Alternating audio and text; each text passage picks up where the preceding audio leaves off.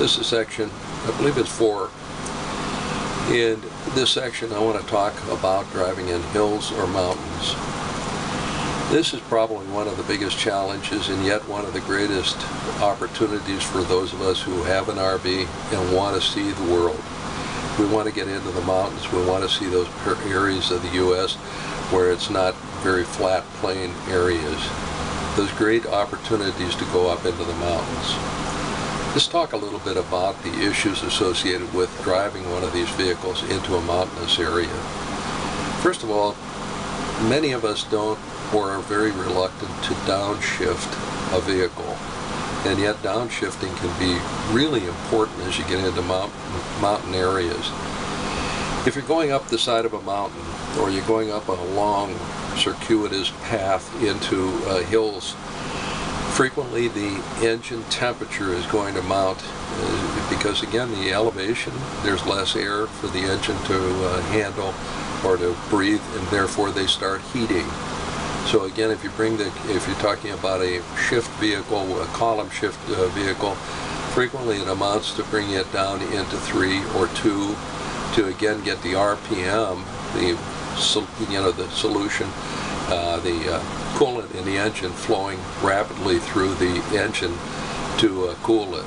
On a Class A, sometimes it's a matter of shifting down 1 or 2 speeds to again get that optimal performance where the coolant is going through there. But this is where the engine heat gauge can be very important to watch. Also, again, this idea that you are again doing manual downshifts.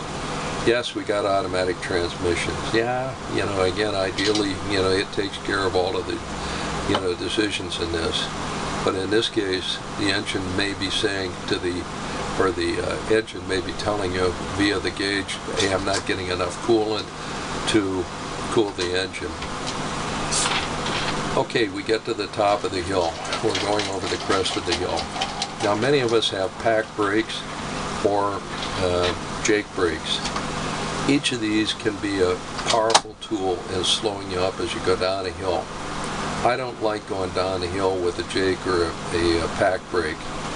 Jake and pack brakes are great for coming off, exiting, or if you're in a lot of heavy traffic. They give you a quick braking action and they minimize the wear and tear on your brakes. But when you're coming over the crest of a hill, it's a good idea to downshift into a lower gear to get the braking action of the engine.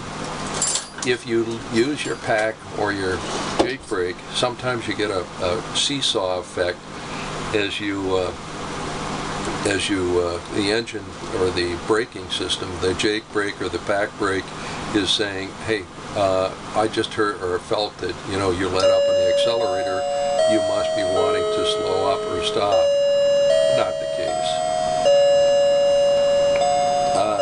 Again, I usually downshift. Sometimes I go to 4. Again, I'm talking about my Allison transmission. I'll minimally downshift to a 5, sometimes 4, sometimes 3. Each of these downshifts, though, again, causes the engine to brake. One of the things I'd share with you is that I've talked at length with the people at Allison and some of the people with the Cummins, and again, they reassure me of one thing.